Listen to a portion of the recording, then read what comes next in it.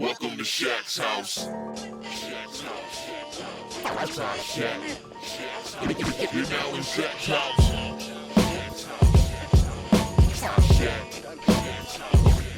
house. What's up, Shaq Housers? How you doing? Happy New Year. It's your boy Shaq House here. Hope your New Year's and your holidays went well. Mine were pretty good. Sorry I've kept y'all waiting for a few weeks now. Today I'm going to give you something that somebody in the comments suggested I should do a power profile description of. We're going to do one on a very obscure Alpha Flight character today called Mannikin. That's right. Yeah, and by next week we're going to be back up and running with the full-fledged power comparisons. Yeah, stay tuned to the end of this video to see who I'm going to be doing the comparison on. But for right now, Mannikin from Alpha Flight. I know. Who? Dr. Whitman Knapp was a young surgeon who came into contact with Alpha Flight after obtaining a medical internship at the New Life Clinic, a facility founded by Dr. Lionel Jeffries, older brother to Alpha Flight's Madison Jeffries. Dr. Jeffries was known as the villain, Scramble, the mixed-up man, and was reportedly cured of his insanity that causes villainy. However, in reality, he had not actually been cured. And he revealed to Dr. Knapp that the only reason that he selected him for the internship was because he could sense that Knapp was a latent mutant.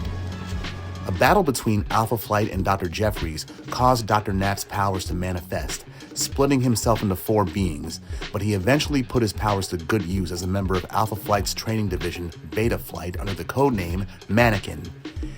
He eventually retired from superheroing, but came back to Beta Flight, then got recruited into Marvel Medics, a team of superheroes with medical doctorates led by Doctor Strange to save the personification of death. However, during one mission with the Marvel Medics, one of Mannikin's forms was accidentally killed by Cardiac. Doctor Strange was able to save his other forms, but now Mannikin and 2 of his selves all appear in separate bodies altogether. But what are Mannikin's powers? Mannikin is a mutant able to access the Mind Well, a pocket-dimensional realm created and sustained subconsciously by Knapp, apparently, and it represents the evolutionary development of the human species. By connecting to the Mind Well, Mannikin could summon what's called Evo matter into our dimension, manifesting it as living beings that represented humanity at different points in its evolution from the primordial state. These others were not actual people or beings plucked from the past or the future, but are avatars representing the development of humanity in general. They also had only very limited self-direction abilities, requiring Mannikin, aka the Prime Unit, to command them in battle. Mannikin would typically manifest 3 evolutionary counterparts of himself, known as Proto, Ape Man, and Highbrow. Proto was a small blab of proemial organic matter, constantly shifting in shape and dimensions. It could extend pseudopods and prehensile tentacles to grab and manipulate matter from a distance and produce a molecular acid that could break down matter and dissolve it upon contact. Ape Man represented Homo sapiens Neanderthalensis, a caveman with naturally greater than human strength and agility. Highbrow represented the future of humanity, with hyper-developed psionic potential. He was able to probe the surrounding area for thought patterns, levitate himself and others, generate psionic forces, energy blasts, or protective force shields, teleport himself and others over several miles, and he wore specialized eyeglasses that extended his vision beyond the range of the spectrum perceptible by normal humans, and he also wore computer circuits on his limbs and on his clothing. After Mannikin was seriously injured in a battle fighting the Jackal, his other selves appeared to him in the Mind Well and sacrificed their existence to accelerate his recuperation. Mannikin was apparently left powerless for a few months afterwards, but later soon learned that his ability had merely mutated. Instead of manifesting his counterparts externally, Mannikin can now physically transform himself into any one of his others, one at a time. Mannikin's mutant powers make him somewhat of an inverse parallel to Hank McCoy, the Beast.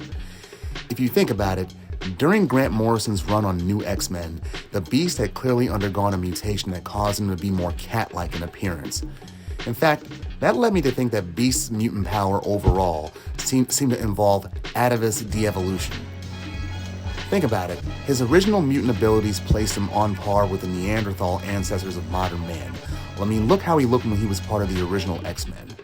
And later on, his first mutagenic enhancement, his appearance that we all know him for, dropped him further back on the evolutionary scale to the simians. His second mutation placed him before the apes' time, when the great cats like the saber-toothed tigers were the strongest species. However, an encounter with his younger self helped to stabilize his mutation, giving him his ape-like appearance once more. But it's like the beast, his mutation is to regress further down his own evolutionary line to become a throwback, while Mannikin has what basically amounts to an all-access pass to his own evolutionary line. Through House of X, there's been an emphasis on mutant dominance on an evolutionary scale, and Mannikin is a mutant whose abilities embody evolution itself, so he'd be a perfect fit for the growing Krakoan society. Through him, they can see where the mutant population will be going. His ability may also be able to manifest more than just 3 stages of a human evolution, not just a primordial ooze to a high-range psionic. Oh, and to be clear, his future self, his evolved self, Highbrow, that's just what he would look like at some point in his own personal evolution, not the rest of humanity. And from the looks of Highbrow, it looks like he stole his look from Back to the Future Part 2. Now, Mannikin, I believe he can manifest more than just these 3 selves that he showed so far. He could probably manifest animals like tetrapods or bony fish or anything along his personal evolutionary tree, along with any possible superpowers. On a further note, his caveman avatar, ape man, yes, resembles an Australopithecus rather than a Neanderthal, which further goes to show that he has a potential for newer evolutionary forms along his own line. Okay, that's what we got this week, Shackhousers. Next week, I am going to go further with more comparisons. You say I don't do any black mutants? Well, I'm going to do one. Manifold, and compare him to all the other teleporters out there. Well, Manifold's not black, but he is a person of color. So holla at me next week, Shackhousers, and be well till then. Later! Mansion, apartment. Shack house. Yes! Yeah.